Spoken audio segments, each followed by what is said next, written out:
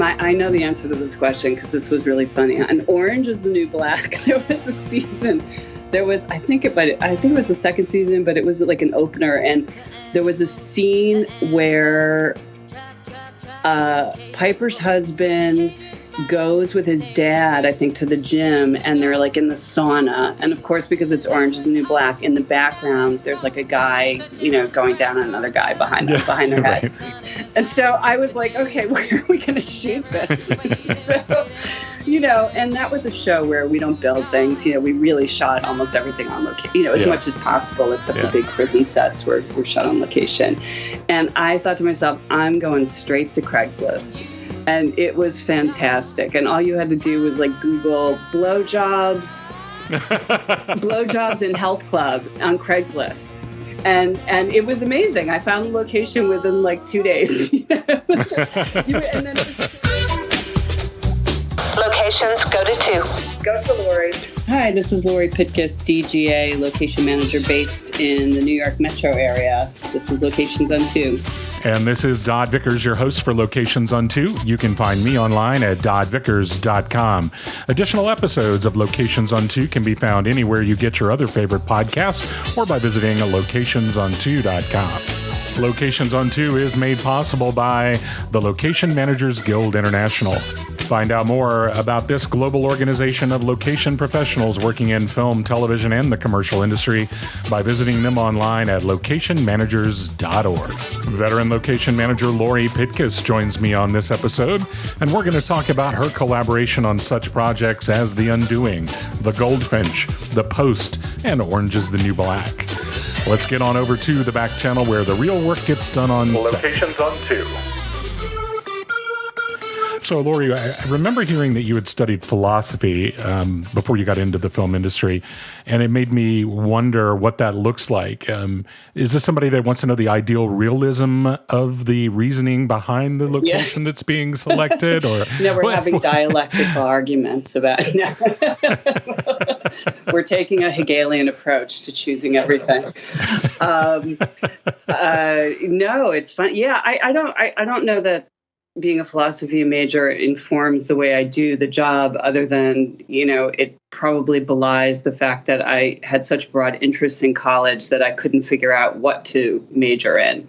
And I had a very wise advisor who sat me down after, 3 or 4 semesters and said, and he called everybody by their last name. He was a really fascinating guy who had lived a broad life, and he was a true philosopher. Like, he had been in the military, he built his own house, he was a boxer. I just thought he was fantastic. And he sat me down one day and he was like, Pitkus, I got news for you. And I was like, what? He said, nobody gives a shit about your double major. He's like, let's figure out how to look at your schedule, see what you've studied, and get you out of school. And I thought that was a pretty good idea. So we realized that a lot of the things I was interested in were all cross-listed as philosophy classes. So I was able to dabble in, I was always interested in language and words, and was reading a lot of French literary criticism at the time. I had taken some filmmaking classes. I was at a state school in New York. I was at SUNY Binghamton, having transferred from another school a couple years ago. And that program was a very experimental film program led by a filmmaker named Ken Jacobs. So we were watching things like Maya Deren's Meshes in the Afternoon, and a lot of Ken's films, of course, but they were all very abstract, black and white,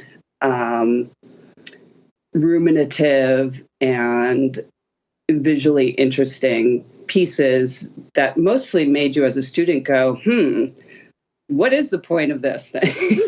So right. It was funny. It was a very anti-narrative filmmaking program. If you were someone in the class making a plot-driven movie, you were immediately shot down for not thinking well enough about what you were doing and not understanding the core values of what was trying to be taught to you. So it did all kind of tie in together with, reading French philosophy. I was also really into, biology and neurolinguistics. I was very much all over the map. I was taking Spanish. I was sort of a feminist, and being a philosophy major allowed me to explore all of that at the same time, and not having to limit myself. What did you think you were going to do when you graduated? Were you planning to get into film, or did you think you might be a professor and teach? Or yeah, I think it's funny. Nobody's ever asked me if I ever thought I would be a professor, and I guess now at this stage of my life, I think maybe in the back of my head I did. I probably thought I was destined to stay in academia at some point, but no, I did not have any designs on working in film. I did like taking the filmmaking classes that I was taking, right. But I didn't know how to go about finding a job in the film business. But it so happened at the time I had a boyfriend in college who very much wanted to work in the film business. And when we graduated, we ended up, out of necessity, my parents had just moved and left the home I grew up in. So I had nowhere to go back to, really. And I ended up sleeping on the back porch of his father's house for summer after we graduated from school, and that was on the Jersey Shore in Point Pleasant, New Jersey. And we would then look at the Village Voice, which is where you would go and look for jobs.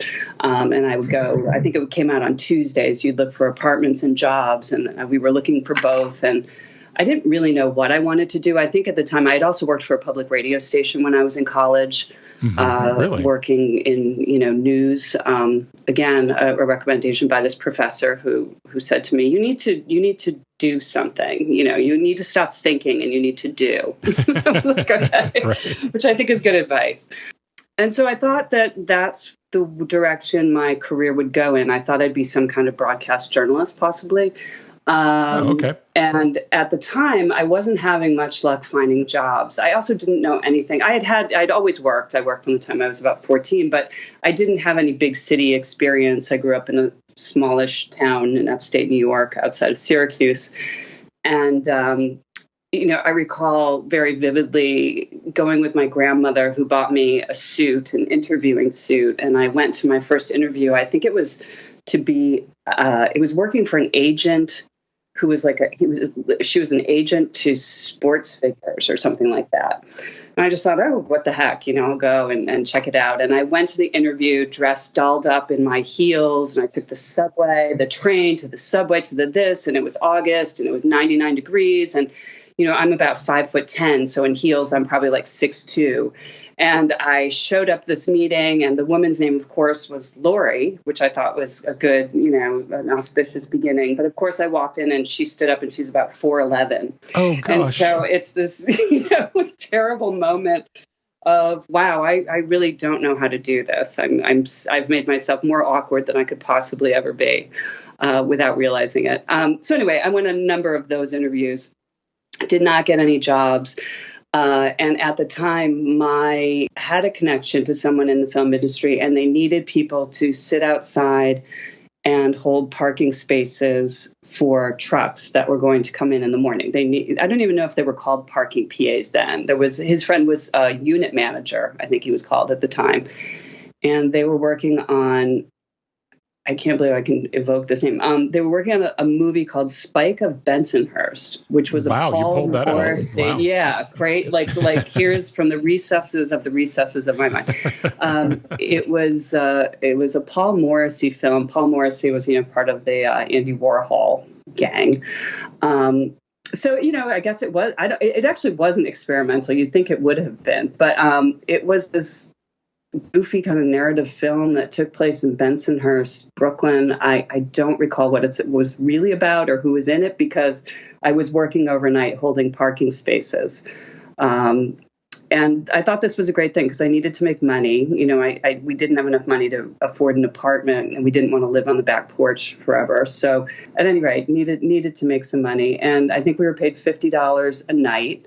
And you would go out, at wrap, and there were no cell phones there. I don't even think there were beepers then. We were just kind of told, you show up at this time and you'll sit outside and you have these cones and you'll hold parking spaces until the trucks come in the morning. I know this experience exactly. And so I did this. I didn't tell my parents what I was doing. I was afraid to tell them because they were fearful enough that, having a philosophy major, I would never have a paying job. Other than waitressing, which I did forever. Yeah, that's the old joke about philosophy, isn't it? Yeah, exactly. But I did do that for quite some time on that show. got to know a lot of people, and then was hired again by that same unit manager, I believe, to do another job. I can't remember what it was, but I did do it for a job or two, until I think an assistant director said to me, "What do you do? Why are you doing this? Why are you sitting out on?" And I said, "Well, because I don't know how to, get my foot in to do anything else." He said, "Oh, you should come PA." And I did that, I think, for a couple of weeks, and I despised it. I hated standing on the street, in very crowded areas, telling people, Sure. they would always post the new person like by the crowded subway station that might be next to the crowded bus stop. Right. So you Still do, I think. you would sit all day and just want you to be the one to make people mad all day. Oh yeah. Well, and it's good training, probably for any job, but particularly for a location manager, because you have to be on. You really are sort of. It's a performative experience. The people who are good at it, you have to really be animated and, yeah, this is great. It's so much fun. This is what we're doing. It's only going to be a minute, I promise. So it was a lot of even physical, putting your arms out, it's like anything to try to keep people from walking into the shot. You just evoked a memory for me too of a project I worked on years ago, and we had an AD that was really good at that. He could see we were struggling with this huge crowd that was gathering, and we had some delays. People were just wanting to know what's going on, and he came out and he starts explaining the jobs of everyone that's on set and what this person's doing and what that person doing. It was fantastic. I had that experience many times. I mean, I met all sorts of people, who at the end of the day made my day, really. Yeah, it's funny to hear that story because I did remember reading somewhere or hearing you talk about starting off as a parking coordinator or something to do with parking, but I didn't know exactly what you. Yeah, I didn't coordinate, but I didn't rise to that level in the parking department. Well, when I read that, I went back and looked at your credits, and the first thing listed for you on IMDb is the movie Ghost, and I didn't see, and you're listed as an ALM for that project. I know. I feel like that's like saying you worked on Battleship Potemkin. Like every once in a while, one of my assistants will say, "Oh my God, I saw you worked on Ghost," and I'm like, "All right, now you know how old I am." It's like, all right, congratulations. Now you know. No, but you can see my confusion because I'm thinking, okay, she started off in a parking department, but somehow got credited on Ghost as an ALM. No, I did do in the intervening years between whenever I was the parking PA, I did do one or two other location jobs. My first location job, actually, that's not true. Before that, I worked as a non-union electrician. Oh, really? I had done this parking PA thing. I PA'd a little bit. I decided I did not want to be a PA. And what I really wanted to do, because I was a pragmatic person and probably and still am, is I wanted to be able to eat lunch first. And I was impressed that the grips and electrics always got to eat lunch first. And I thought, how do I become one of those guys? So I was on a commercial one day where we were shooting, I think we were shooting at Jones Beach, and they called lunch, and it was one of those great, wonderful days where you think, wow, the film business is fantastic. It's lunchtime. Everybody's jumping in the ocean. We're playing two-hand touch on the beach. And this is, I was an athlete in high school. So I was like, this all speaks to me. I'm having fun. And I ended up hanging out and talking to the gaffer, and I kind of got up the nerve, and I said, I think I want to be an electrician. And he said, why? And I said, well, I don't know. I just think it looks interesting. I like doing physical work. I'd like to learn more about how set works and what goes on set. And he said, well, can you drive a truck? And of course, because I grew up in upstate New York, I said, yes, of course I can drive a truck. And he said, fine, here's my address. You can come to my house. We'll take the truck out. We'll see how you do. And, if you will drive the truck and, be the person who brings the equipment to set, I will teach you the craft of being an electrician on set. And I said, that's great. So I did do that. I worked for him for about 1.5 years, 2 years, something like that. And I drove this, I actually loved the truck. It was just a 24-foot truck, but it was a Mercedes truck. And it was just, it's like just driving a big streamlined car around the city, and it's heavy, and, you put on your signal and people get out of the way. And, I like the whole challenge of parallel parking into loaded truck bays. Somehow that appealed to me. But I did do that for a couple years, and it was a great and formative experience. it was, the camaraderie of working with the 2 or 3 other electricians who I worked with day in and day out was a wonderful experience. They were all very solicitous of me and helpful and supportive.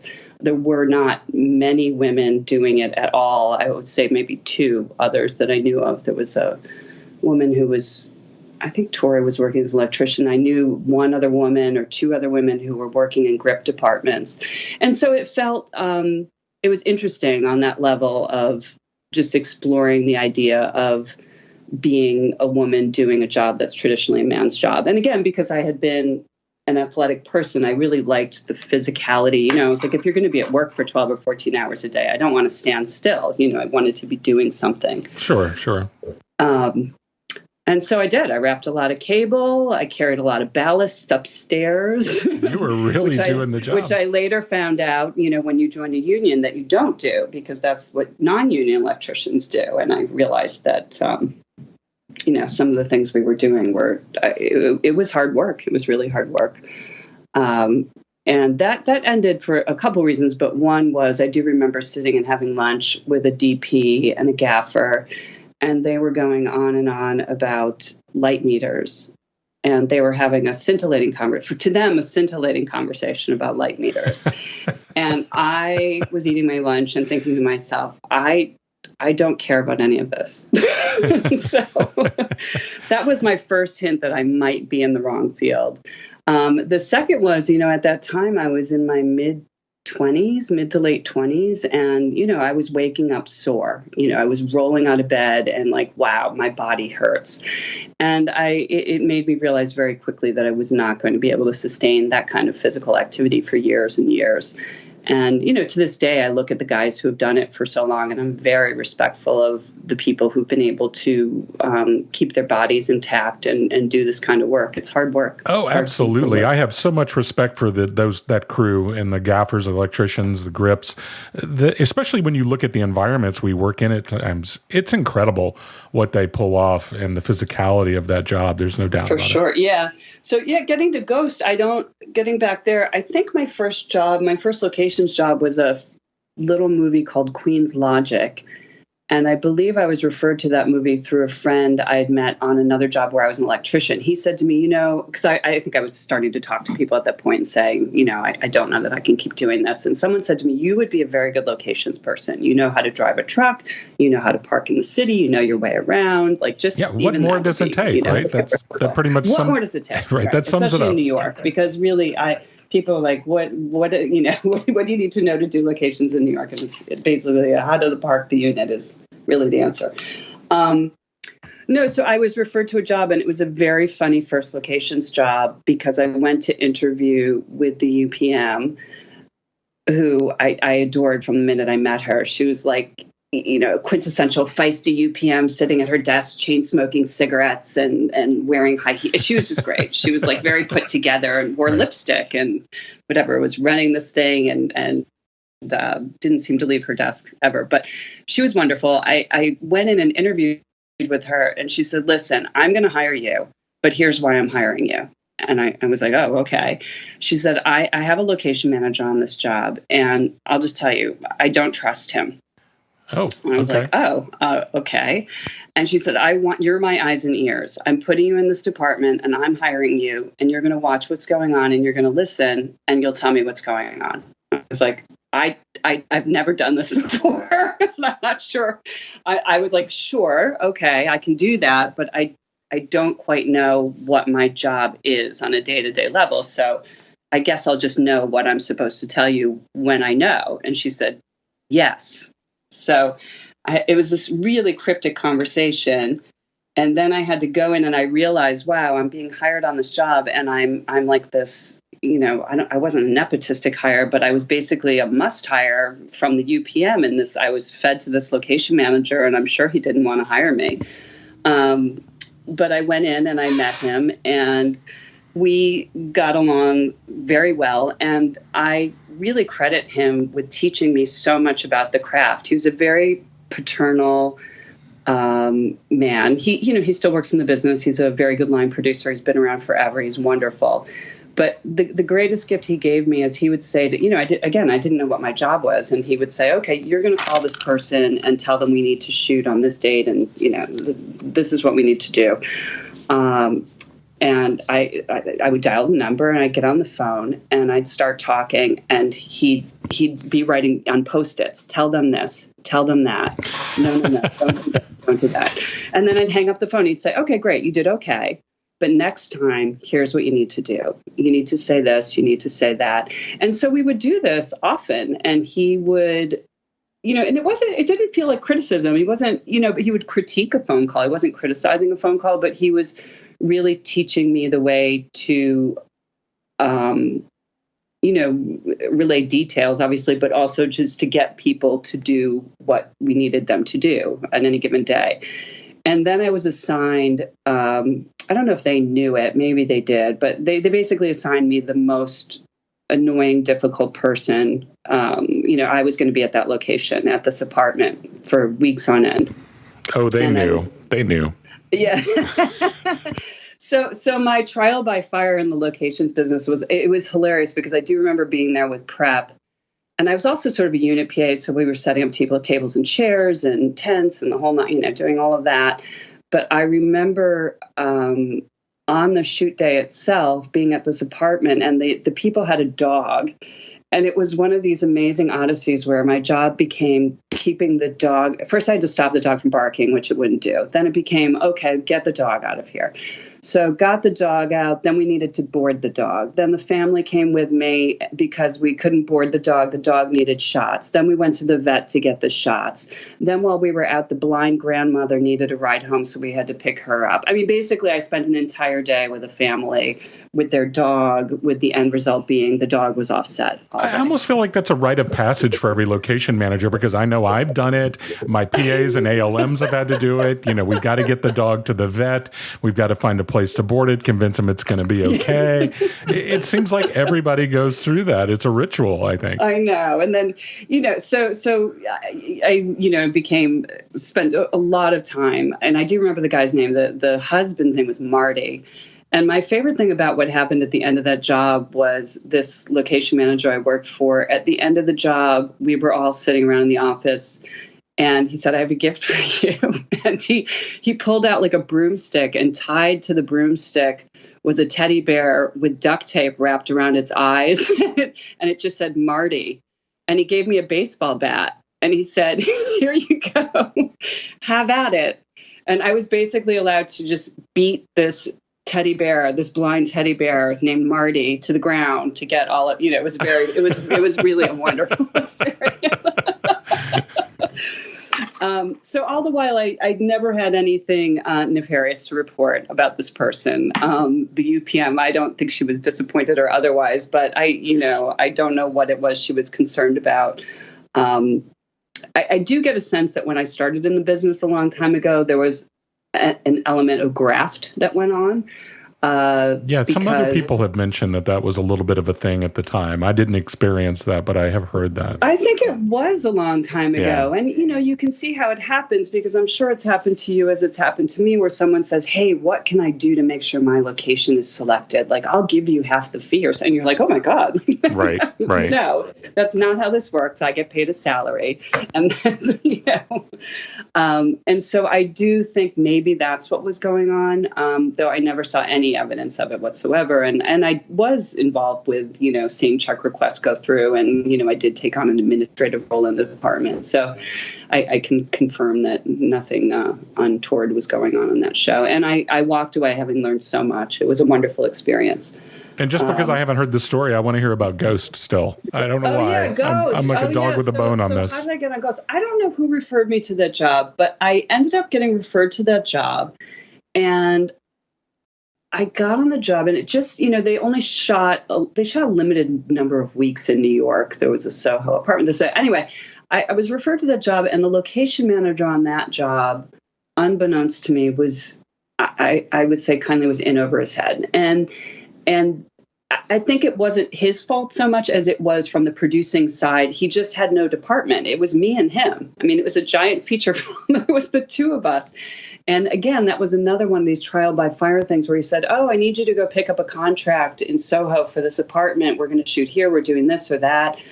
And I went to this meeting and I went to collect the contract. And the people there said, oh, we never got a contract. And I said, well, that's crazy. And so I just on the fly would have to make these things up, and I didn't know what to do. And I really just had to think on my feet. And there weren't even cell phones. It wasn't like I could be texting at the same time and say, hey, what are we going to pay these people? Right. $5,000 a day. But I mean, it was really one of these things like, humana, I think this is what's going on. But, you don't want to say that. So I was just like, oh, I'm so sorry that happened. Let me look into this. But in the meantime, let me tell you what we're going to do. And of course, I didn't really know what we were going to do, but I had to make it up and hopefully be semi-accurate about it.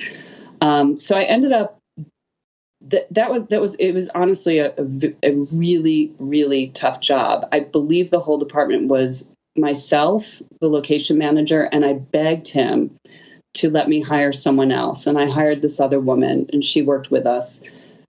A couple things. My favorite thing about the job is the producer was also just so cheap. He wouldn't rent me a car. So the location manager said, hey, I have this car. You can drive my car. Because, of course, he had a rented car. You can drive my car. And then I believe it was so bad that he took the rental. Like, I think he made money renting me the car. It was insane. So, of course, the car on the first shoot day breaks down on the way to set in a cemetery. I'm trying to drive to set. It's 4:30 in the morning. I pick up the other woman who's working with me. And we're driving to a cemetery, and the car breaks down on Eastern Parkway in Brooklyn. And people who listen to this who know, will have an appreciation for what kind of street that is. I mean, there was nothing we could do.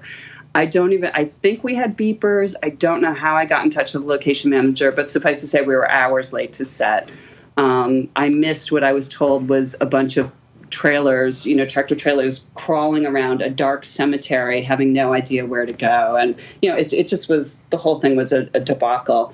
But my comrade in arms and one of my favorite people in the film business was the Teamster captain on that show. And he also had never been on a movie before. It just so turned out that he had just married the president of the Teamsters' daughter.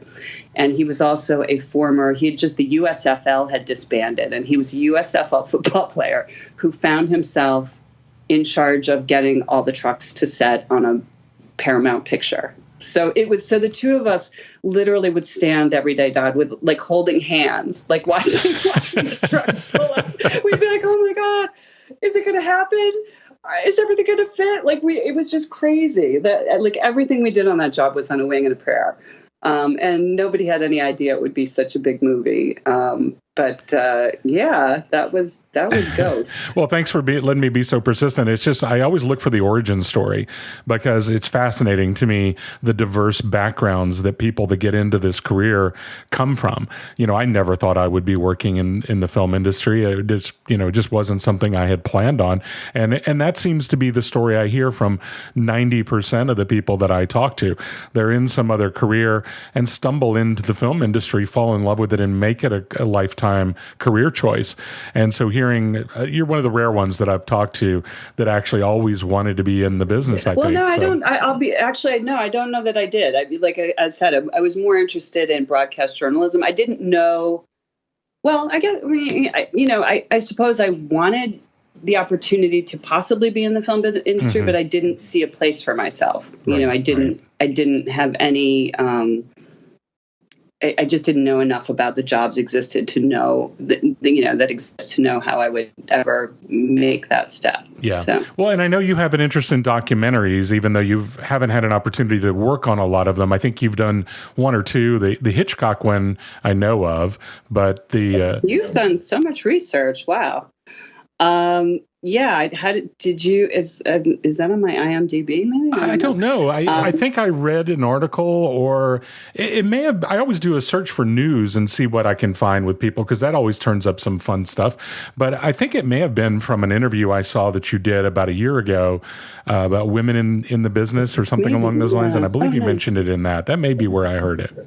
Oh, yeah, that was a wonderful Jonathan. I mean, anybody who had the opportunity to work with Jonathan Demi, I'm sure would say the same thing. He was just such a wonderful, joyful, like sort of childlike joyfulness and curiosity about him. He was so just gracious and wonderful to work with. Yeah, that was a strange thing. It was this, and I loved Robin Hitchcock, so I was happy to work on this thing where we just basically took over a storefront on 14th Street in Manhattan and set up a stage and had people walking by in the background. We had big black drapes, and at different times during the performance, we would open the drapes and see people walking outside. It was great. It was like this whole bringing the inside out and then alternating with having this very private space that referred to nothing. You had no idea where you were. It was interesting.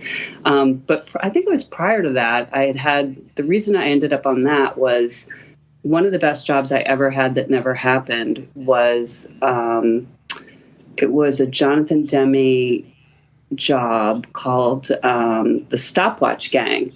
And it was a movie about bank robbers it was written by a guy who lived in Canada. And there really was a band of bank robbers called The Stopwatch Gang. And this guy had written a book about it. And their bank robbing took them through to like Santa Fe and the Northern Panhandle and I'm trying to remember where else we scouted for that. But he was based in Kingston, Ontario. And at one point, I ended up being on this job for about 6 or 8 months, just scouting. And it was fantastic. So we would, fly up to Kingston with Jonathan and Ron Bozeman, the producer, and Christy Zia, the production designer. And we'd go to these places where I think the main character's name was Patty. And I think we would visit these places where Patty had been. And in one time, it was so funny. It was so serendipitous. We walk into, I think it was like a grocery store, and we ran into Dan Aykroyd, who that. It was the weirdest thing. And it's like, it's one of those, oh my God, what's Jonathan do? Jonathan Demi's like, that's Dan Aykroyd. Dan Aykroyd's like, that's Jonathan Demi. And ended up having dinner with him. It was just one of those magical things. And then we went to Ottawa, Canada, and it must have been like -20. It was so cold. And I'll never forget, we were driving around in a van together. And every once in a while, Jonathan would point out a window and say, oh, look at that. And I'd say, oh, can we pull over so I can take a few photos? And the van would pull over and I'd get out. Everyone would stay in the van. It was so cold. And I would get outside and try to take some photos. You could, feel like your eyeballs freezing, that kind of cold. And then we'd get back in the car and go back and huddle up and then, go have a beer or wine and stay warm. And but anyway, I was on that for I want to say 6 or 8 months. And Jonathan lived in a small Hudson River town called Nyack, just on the other side of the Tappan Zee Bridge. And he had a little office on the main street there. And so I felt like a country lawyer or something. I would go up and work in this little office, and take photos and put together folders. And maybe once a week I would go see Christy, the designer who lived up there, and her husband would make pancakes, and it was just great. It was wonderful. And then I hired 2 more, I had 2 more scouts with me. We had a wonderful time together. And I hired a scout in Santa Fe, and I think we had a scout also in like St. Augustine or something, but I can't remember. But that was a great job. Being in the midst, working with Jonathan was great. Yeah. I did want to talk a little bit about scouting because, we talk a lot about the logistics and things early in careers because that's what we deal with early in our career. And I was curious as to when you first began to realize that the collaboration between the location manager, the director, in the role as a scout is such a vital piece of what we do. And were you aware of that before you got asked to go out and scout for something the first time? Yeah, I can't pinpoint exactly when I started scouting. I mean, many years ago, I did some work on State of Grace with a location manager named Donna Bloom, who I grew to adore. I did a few jobs with her. And I believe I may have done some scouting for State of Grace or shortly thereafter. I also had always I used to get called for commercials here and there to do scouting. I remember but I can't, I really, it's funny because I do love to scout. I feel like in the world of, we all have to be production friendly and designer friendly, but I think I err on the side of being designer. I feel like I'm a designer's location manager. But I honestly, I can't really pinpoint the first job where I was, really feeling like, okay, my contribution is significant and seminal in the process here. But I can say years ago I also did Bourne Ultimatum, but that was later, and that was probably one of the first jobs where I felt like the collaboration was such that Peter Wenham, the designer, who was also just fabulous to work with, super collaborative. He was setting up how many cities? I don't know, 4 or 5 cities. And, he couldn't be there to, supervise every moment of what was going on. And so there was a lot of trust that went on between the manager and the designer. And I do remember on that show in particular, kind of falling in love with the building that we decided would be the exterior of the headquarters in New York, and being able to think about what this movie was going to look like and how we were going to make the chase scene and what little details we'd be able to pick up along the way that would give us, signs and feel of the grittiness of New York. But it's funny. I'm sorry. I can't pinpoint really when I started to feel like when I really started scouting, and because I did scout a lot before I managed. Was there a specific time when you brought something to the table that made it was like a revelation to you that how important this role is, and that they were taking something you brought to the table so seriously that you were like, oh, I get it now? Yeah, honestly, it's a more recent thing. One of the more interesting things that happened recently was a few years ago. I did get a call, and it was about The Post. Oh yeah, I love that film. That's a great one. Yeah, it was so interesting to work on. I got a call from Tom Karnowski, the producer, and he said, "Hey, this is crazy. Steven wants to make a film. We need to shoot in 7 weeks. We're not sure where we're going to shoot it. Someone gave me your name. Rick Carter's the designer. We want to find an office that looks like the Washington Post." And I knew right away. I knew the minute we were on the phone. I said, "You can shoot this film in White Plains.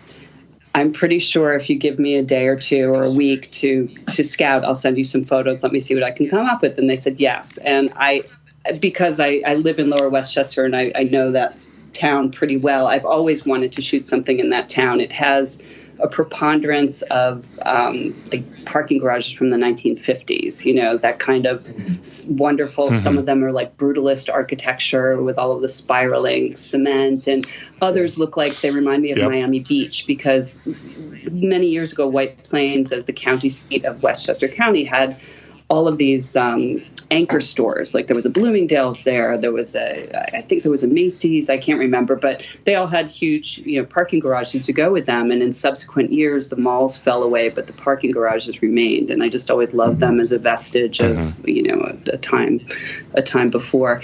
But anyway, I went out and scouted for a couple days there, including photos of this one parking garage that I just have always wanted to put in something, whether it's a commercial or a movie, and sent the photos. And, within an hour, Rick was on the phone with me and he said, "We're going to come to New York, tomorrow or Tuesday."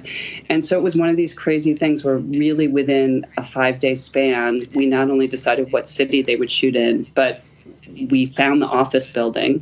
Within a few phone calls, I got into an old AT&T building that had 10 empty floors. And I was able to, I ended up talking to this very dicey real estate agent, but he assured me that we were going to be able to make the deal go through, given a certain amount of financial commitment. So I felt pretty confident that deal was going to happen. And yeah, that was, working with Rick Carter was a fantastic experience. He really not just trusts you, but imbues you with a sense of, it's trust. He's really in a situation where he wants to hear what you have to say. He knows that you're living closer to this than he ever will.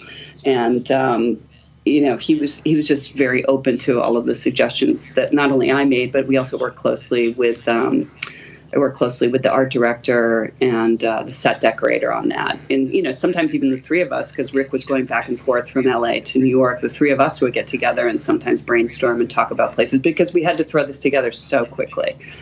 And so, that was a time where I really felt like, wow, everything, if there's even one thing that's interesting to me, I know that A, Rick will look at it, and B, there's a good chance it'll make it onto the screen. That's another thing that a lot of location managers seem to have a location they're particularly in love with and anxious to see on the big screen or in a movie or TV show.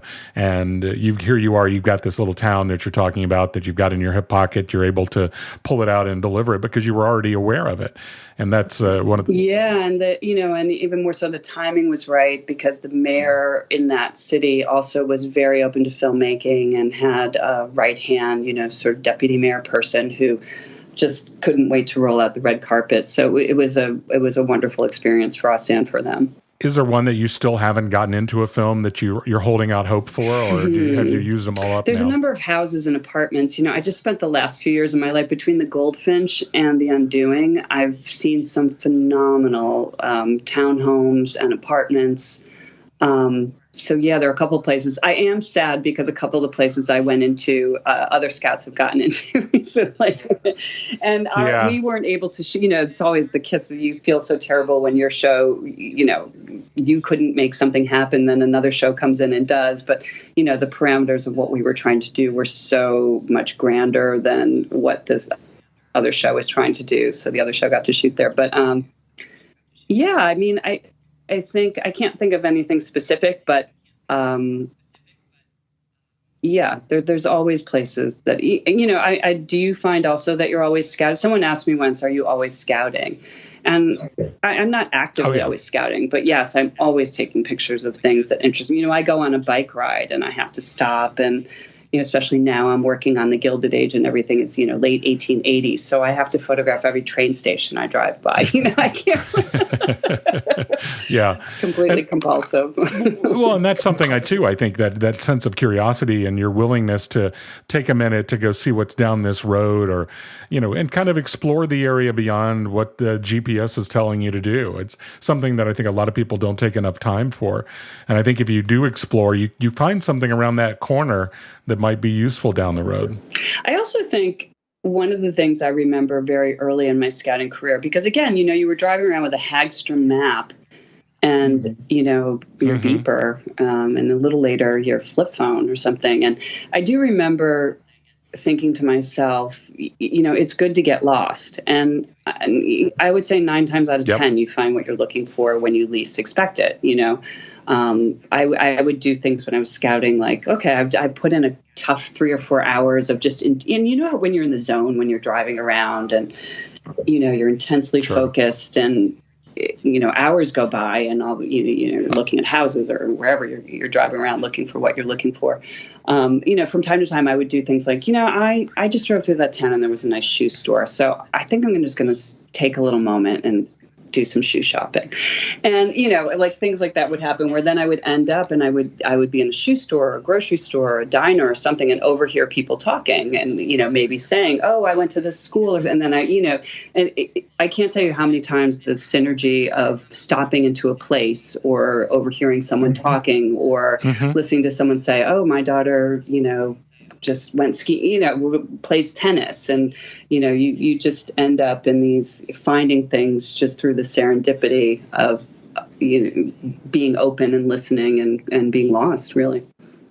What's the most unusual source you have used to find a location? Oh, this is a good one. I when I talk to people about how we find things, I always say, I always talk to the people in the fire station. I'll stop by and go, hey, I'm looking for a really old barn. Is there one nearby? No. I know the answer to this question because this was really funny. On Orange is the New Black, there was a season. I think it was the second season, but it was like an opener, and there was a scene where Piper's husband goes with his dad, I think, to the gym, and they're like in the sauna. And of course, because it's Orange is the New Black, in the background, there's like a guy, going down on another guy behind them, behind their head. Right. And so I was like, okay, where are we going to shoot this? So, and that was a show where we don't build things. We really shot almost everything on location, as much as possible, except the big prison sets were shot on location. And I thought to myself, I'm going straight to Craigslist. And it was fantastic. And all you had to do was like Google blowjobs in health club on Craigslist. And it was amazing. I found the location within like 2 days. And then it was so fantastic because it wasn't even, oh, here's the location. It was like, go to the New York Sports Club on 32nd Street. The manager gives good blowjobs. And you're like, oh my God, well, I guess they'll allow us to do it. You think to yourself, how funny is it? Like, am I going to call this gym and say, oh, hi, can I talk to the manager who works on Wednesday afternoons, please? But that was probably my favorite place to go. I actually wrote to Genji, the creator of the show, and I said, thank you for the opportunity I said, that was just a hilarious scouting excursion, by the way. So. You do realize you just gave me the teaser audio for the show. Oh, good. Oh, okay. I'm glad that worked out.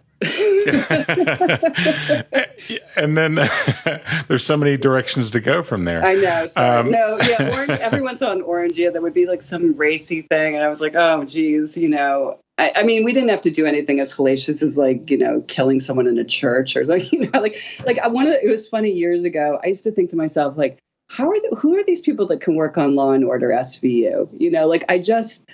I just don't know how I could ever be the person. Hi, yes, there's a murder. We want to shoot in your bedroom. We'll clean up all the blood. I give those people credit. I don't know how they do it. What do you think like once you find a location that is perfect for the show, but there might be some resistance, what's the hardest sales job you've ever had to do? Because I think people don't understand that is part of our gig is, making sure we get the buy-in of the property owner. I mean, there are a number of them. Some weren't sales jobs. They were more vetting jobs, Sales job, I would have to say, really, in recent memory, The Undoing had the negotiation for the main apartment building that we used for Donald Sutherland's apartment was a very challenging situation in that we were fortunate enough to get into a co-op building that had never allowed filming before, and it did happen to have an amazing penthouse apartment with huge ceilings and terraces that overlooked the reservoir at Central Park, which is exactly what the director asked for. And when she originally asked for it, I looked at my scout who was with me, Eric Papa, who's wonderful, and we both rolled our eyes and thought, like, we're never going to find this. Just to talk a little bit about how wonderful this is an amazing piece of scouting. Was Eric is fantastic, and he, everybody who's scouted in New York has done the painstaking walk of going up and down Fifth Avenue from 58th Street to 110th Street and not talking to every single doorman and being turned away from 80% of the buildings. So, but I do believe in you always got to you never can assume that things are the same. So Eric walked the walk, and he came back to me and he said, here's what I'm going to do. I'm going to let's use the internet. I'm looking up the co-op president of every single building that seems interesting to me. Let's write a letter to the co-op president. And so we drafted a letter together about what the show is about. And he did. He either hand delivered or we mailed. He would go back to the doorman and say, "Oh, here's a letter for the co-op president." And we got a couple bites. And one of them turned out to be this building on the Upper East Side in Carnegie Hill. And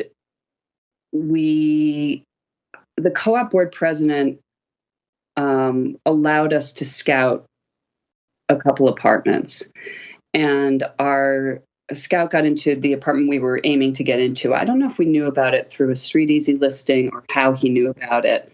But he did get in, and it turned out the daughter and son-in-law allowed him to scout the apartment, and it turned out that the father, they were open to allowing us to film because her father was sick with cancer and was at Dana-Farber Institute in Boston. But she had talked to her father about it, and he loves Nicole Kidman and was just, his apartment's amazing, and he liked the idea of his apartment being showcased, on a show that sounded interesting to him. And so then we had to go to the co-op board president.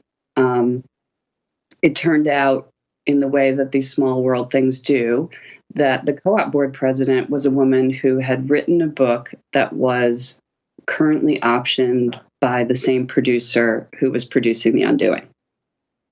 So it was one of these crazy. So everything came together neatly, but there still was a lot of persuasion that had to happen because the co-op board president had never really been on a film set. She had no idea how intense this was going to be. And, it's a beautiful building. We had to really think logistically about, I had to present her with a way for us to get into the building without anybody living in the building knowing we were there, essentially. We had to promise we were all going to use the back stairs. Nobody would go in the lobby. It turns out Ralph Lauren lived in the building, and she was very concerned about his privacy in particular. She was concerned about paparazzi showing up. How are we going to avoid that? And, we had to be very strategic and know that the crew is going to abide by the rules that we were going to set up in order to be able to shoot here. After many, many meetings and many letters and strategic formulations of, how we were going to schedule and get through prep, we did make that deal.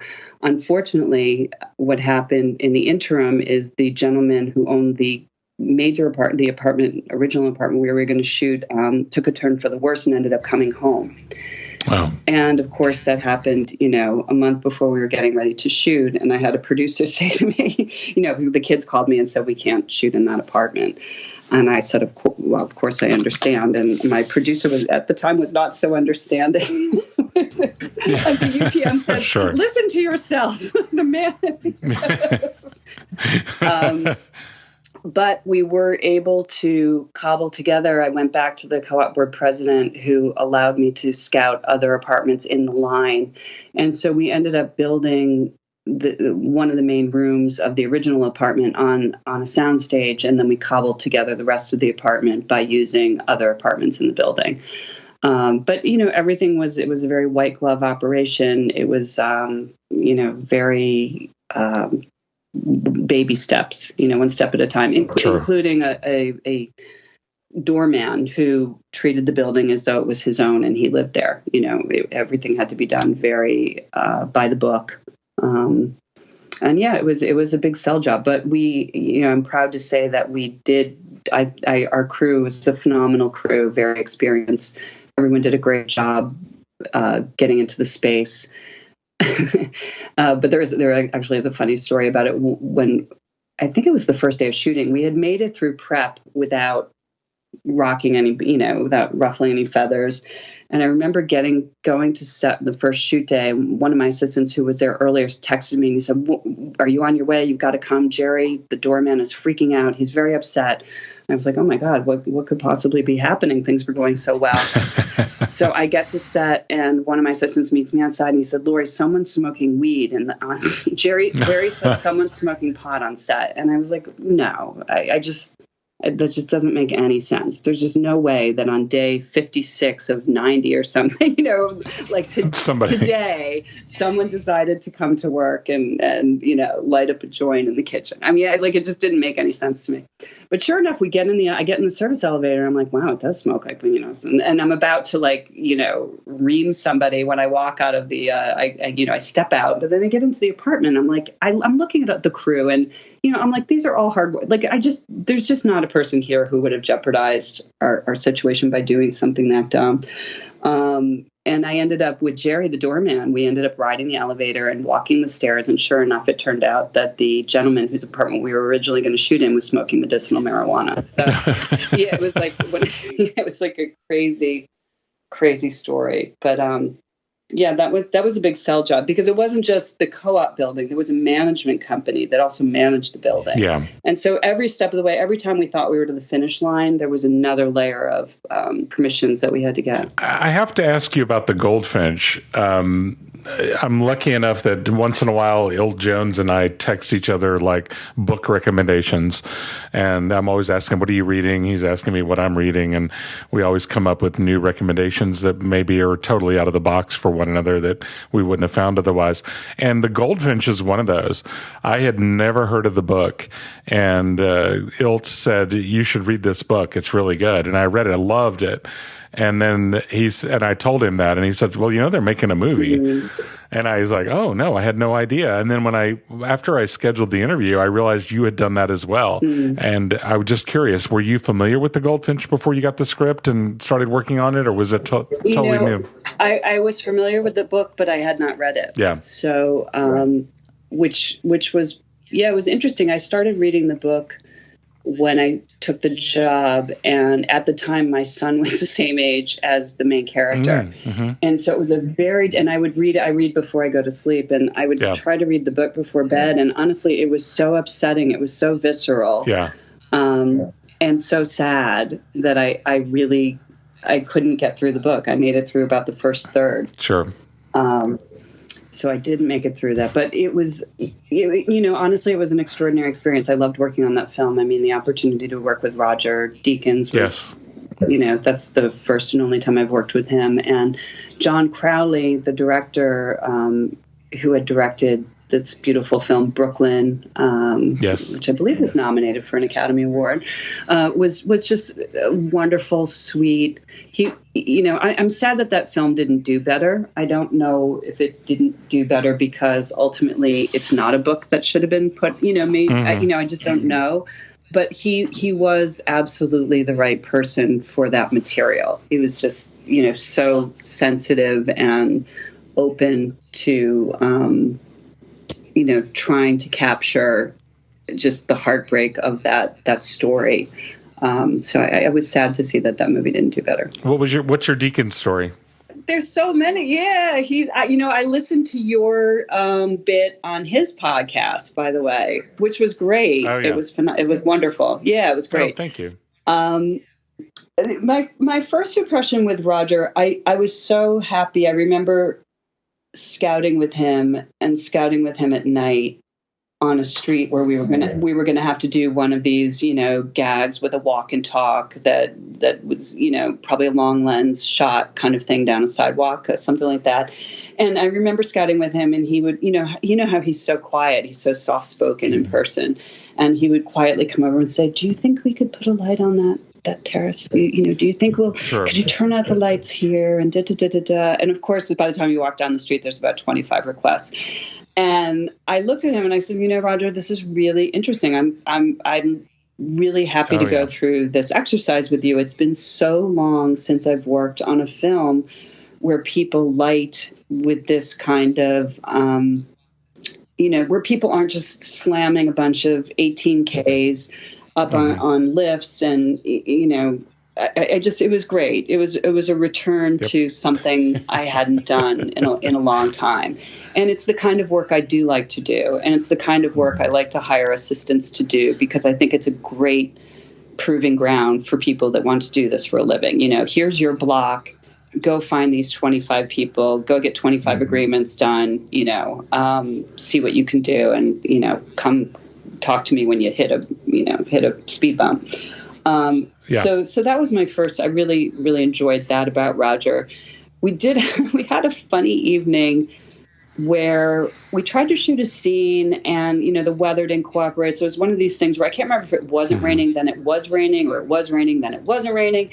But all this to say, it led to a reshoot of a scene we had shot the day before or earlier in the day or something, and it was like 2 or 3 in the morning, and the crew, their heart was not into doing this. And I can't remember exactly. There was one thing, like I was going to be able to, after, again, we had wrapped all the lights and taken everything down, there was one thing of the 8 requests that we were going to need to pull this off that I couldn't make happen.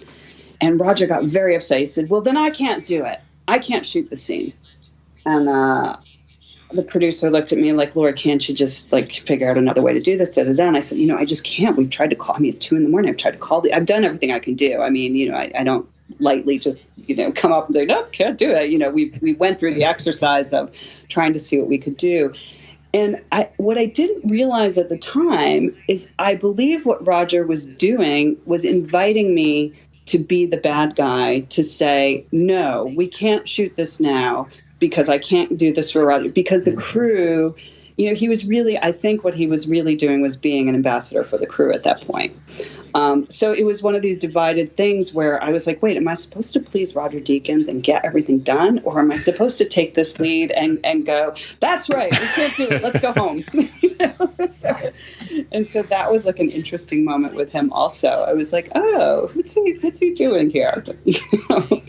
But I just found him to be a really interesting, and it's wonderful to work with someone who's painting with light. Yeah. It's funny because every time I wear my Prisoners jacket, I constantly get asked, "You worked on Prisoners? What's Deakins like?" And then it seems like it brings you, even though I was just an assistant manager at the time, you seem to get a whole nother level of respect from the cinematographer that you're working with, because he knows you've worked with Deakins, that you understand the ask. Oh, yeah. And it's interesting. And I did do one Coen Brothers film, but it was the first film where they didn't have Roger with them. So I was working with Chivo. Mm-hmm. And I had never worked with Chivo before, nor did anyone know at that time that he'd go on to be the Chivo LaBeouf, who he's become, which is amazing. But I do remember scouting locations with him where he would walk in and blithely, walk into a townhouse and look at a plaster ceiling and say, oh, we're going to hang a grid here. And like the first time he said that, I thought he was joking, like I was like, oh, that's a good joke. But he came from the Roger school, where it was like, this is what we need. This is what I'm going to get. And this is what I need to do this and make it work for me. Did we do the grid in that house? No, we didn't. But, he was challenging, also. Lauri, what do you think it is about the job that's made you fall in love with it and make it a career? I mean, you obviously could have done a million different things, but here you are today as a location manager and one of the better ones in the business. Why in the world did you stick with it, and what is it about it that makes you love your career? It's interesting because I was very ambivalent about this career for a long time. One of the things that very much defined me mid-career is that I have 2 children and I'm a single mom. And trying to have 2 children and being a single mom in this business is very challenging. And at the time I was doing it, there were not many other women or role models or producers or bosses who were supportive or understanding of what it took to do both things, to have a family and to work in this business. So for a long time, I loved aspects of my job. I loved the creative, being with a group of people that changes all the time. I love going out and meeting. I'm very interested in the people, not just behind the scenes, not just the crew people, but the people that we interact with on a day-to-day basis. But I think as I've gotten older and grown into considering myself more of a professional, I think when you get into this business, when you start and you fall into it the way a lot of us have, or the way I have, you don't really take yourself seriously in the beginning. You're kind of like, oh, I go to work, I run around, I take photos, because when you look at other people who are professionals, your life looks nothing like theirs. You don't report to the same place every day. You don't have a HR department. You don't have monthly reviews, like the things that seem to signal a grown-up job. Right. And so I think for a long time, I didn't take myself seriously as a professional or having a professional job. And it's only as I've gotten older, and I think as our business has grown so much over the years, I've really grown to appreciate and treasure the opportunity to just be in a I guess I'm repeating what probably everybody on the show has ever said, to be in a collaborative environment. Well, it's an interesting question. I think the question that people ask more commonly is, wow, you're so good at your job. Why have you not become a UPM, or why have you not become a producer? And I will say I did dip a toe in that water at one point when I was working on Nurse Jackie. There was a season where I sort of bumped up to, a UPM kind of role. And I found the whole sitting at a desk and looking at a budget and being, stuck on set very stifling. I very much missed the opportunity to be out in the world and seeing things that I would never otherwise see if I wasn't scouting. I will say, as I've done this more and more, one of the things that really brings me a lot of satisfaction is the opportunity to hire so many people and to bring so many people into the business and to foster new talent and, curate a group of people who all get to work together. I keep doing this because every job is new, and I've grown to appreciate that a lot. Like, I have a lot of friends, my other life when I'm not working is a parenting life. And so I have a lot of friends in that part of my life. And they, a lot of the women in particular that I know either gave up careers or took time off from careers and didn't have the opportunity to slowly build something that, once you come out on the other side of parenting, when your kids are off to college or whatever, that you have to call your own. And I feel like this is such a specific skill set